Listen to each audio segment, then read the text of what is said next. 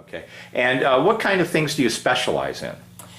Well, it all started being about pasta. I do, one of the most popular things I do is a buffalo cannelloni it's a gluten-free fresh pasta that is infused with spinach and basil. The first ingredient in all my pastas is winter squash that I grow myself with varieties that I've researched out from Japan, Texacabota and red curry squashes. So the nutritional value of this pasta, for starts, is extremely high. It's a balanced protein. My degree is in food nutrition, and so it's very important to me that food is of the highest nutritional value.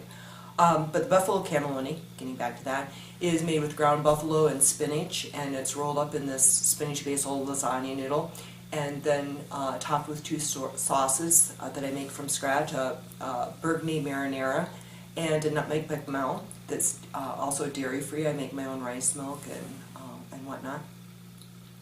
And then I also, one of the most popular items, I do the West Glacier Farmers Market, and we do giant meatball sandwiches, and they're about the size of a huge fist. And yeah, it's an attention getter. And they're made with all natural black Angus beef, and I use gluten-free breadcrumbs in them, so they also are dairy-free and gluten-free, but not free of flavor. They're topped with a burgundy marinara sauce as well. I do a lot of fresh salads from the garden. I harvest in the morning, about 5:30, 6:30 in the morning. Go back into the kitchen with what I've harvested and let the produce tell me what it wants to be.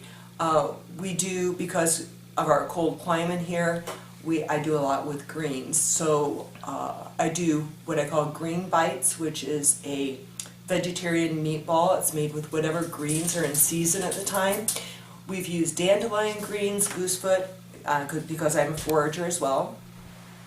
Spinach, beet greens, Swiss chard, parsley. I take all the greens, cook them down, and combine them with gluten-free breadcrumbs and make them into a tiny meatball. And then I make a homemade hot English mustard for a dipping sauce, and we sell out of those every time. I make wasabi coleslaw that has a dressing that is made with mint, basil, and cilantro that's pureed up with wasabi and horseradish both, and put it into a coleslaw with peanuts and fresh snow peas, and that's extremely popular.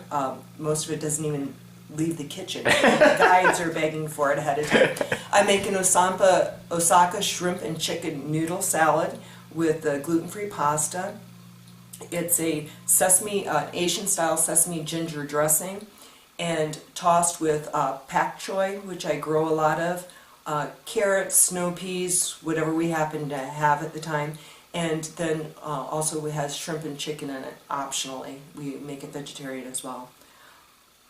Some of the other popular items, we make Lebanese-style quinoa tabbouleh. I had a friend in college that was Lebanese, and she said, none of the recipes out there are right. This is the authentic way that her family had made it from their delicatessen in Detroit.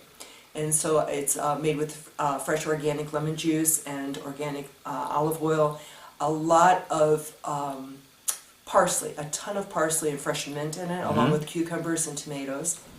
Where do you get organic fresh lemon juice from? Just organic lemons that you buy at the store? No, I get it through Azure Co-op. Okay. And if necessary, I do have to use the local resources for getting, for going to the grocery store and getting organic produce, especially with the citrus. Great. And it's good that we have that. When I moved here 23 years ago, the only thing they had in the grocery stores was, for produce, was carrots and head lettuce. It was pretty pathetic. Right. And now the resources are because of the demand, I think,